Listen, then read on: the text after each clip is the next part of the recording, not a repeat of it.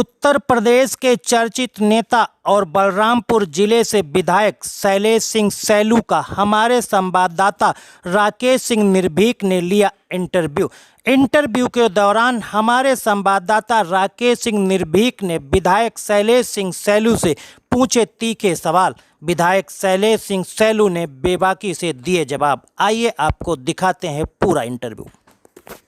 लगे हुए हैं। माननीय मुख्यमंत्री जी का निर्देश भी इसमें है कि टिड्डी दल से राहत पूरी तरह से देना है और उससे किसानों का कोई नुकसान ना होने पाए, इस व्यवस्था की जाए। हम लोग भी इस प्रयास में हैं कि बहुत ही कम अगर नुकसान हो तो बहुत कम हो, क्योंकि अभी धान की फसल लगाने की व्यवस्था चल रही है तो अभी उस पर ज़्यादा नुकसान नहीं है।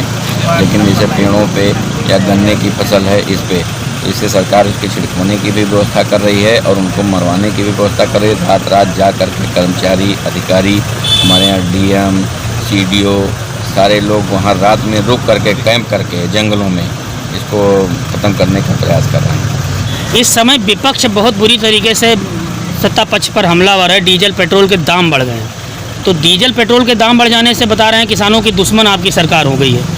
तो ऐसे में आपकी सरकार क्या कर रही है? और कुछ कांग्रेसी तो गाड़ी को अपने रस्से से खींच रहे हैं और समाजवादी पार्टी वाले सड़कों पर लेट रहे हैं, कपड़े फाड़ रहे हैं। तो इसमें आपकी सरकार का क्या प्रतिक्रिया होगी और आपके द्वारा क्या कहा जाए? आम जनमानस जान चुका है कि ड्रामा नाटक करने से सरकार न बनती है न जनता खुश होती है।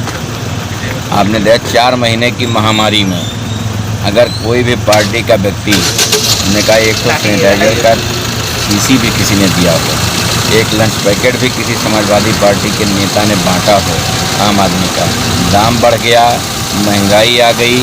आप देख रहे होंगे जितना 20 लाख एक बार 2,70,000 22 लाख करोड़ से अधिक केंद्र सरकार ने इस महामारी से निपटने के लिए दिया। प्रदेश सरकार ने खजाना खोल दिया।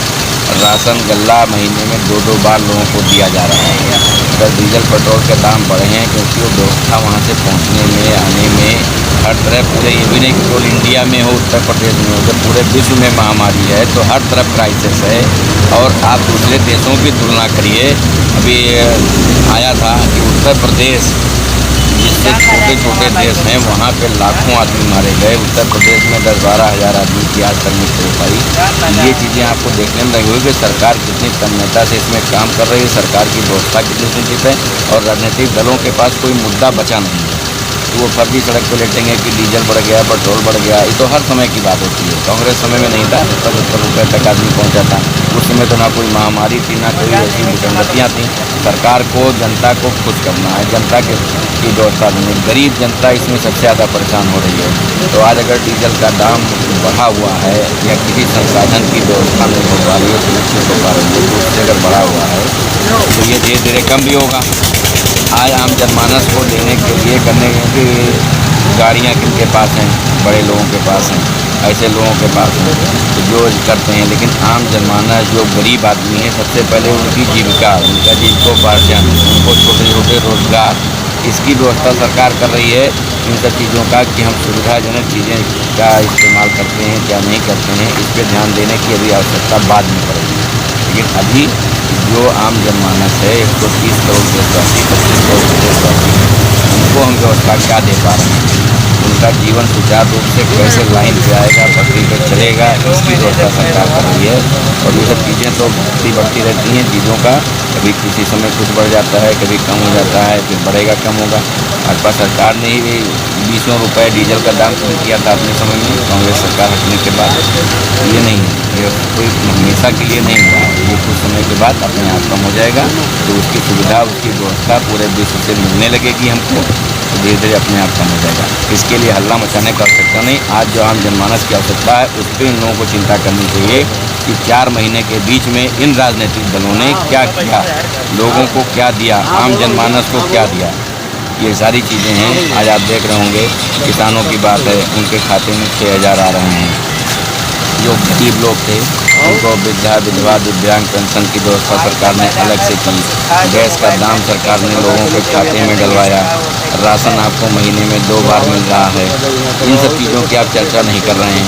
आज 1925 रुपया हम गेहूँ का दाम दे रहे हैं, 1835 रुपया धान का दाम दे रहे हैं, इसकी आप चर्चा नहीं कर रहे हैं। जहाँ 1000-1200 में बिक रहा था, 18-19 घंटे गाँव बत्ती दे रहे हैं, इसकी चर्चा नहीं करें। स्कूल अस्पताल की व्यवस्था देखिए, सड़कों की व्यवस्था देखिए, इसकी चर्चा करनी चाहिए। आम जनमानस इसका उपयोग करता है। अब डीजल पेट्रोल बढ़ गया, डीजल जो हमारा कच्चा तेल जितने हिसाब से मिलता रहेगा उस हिसाब से घटता बढ़ता रहता है। डीजल का दाम सरकार ने नहीं, पेट्रोल पंपों को छोड़ दिया कि जो मार्केट रेट होगा, जितने में कच्चा तेल आएगा उतना वो दाम बढ़ाएंगी। अगर इनको सहजता से उपलब्ध होगा, कम दाम में उपलब्ध होगा तो उसका दाम कम होगा। कम भी होता है, बढ़ता भी है। आज वो स्थितियाँ नहीं है, इसलिए बढ़ रहा है। फिर कई स्थितियाँ अच्छी हो जाएंगी, सामान्य हो जाएंगी, कम हो जाएगा।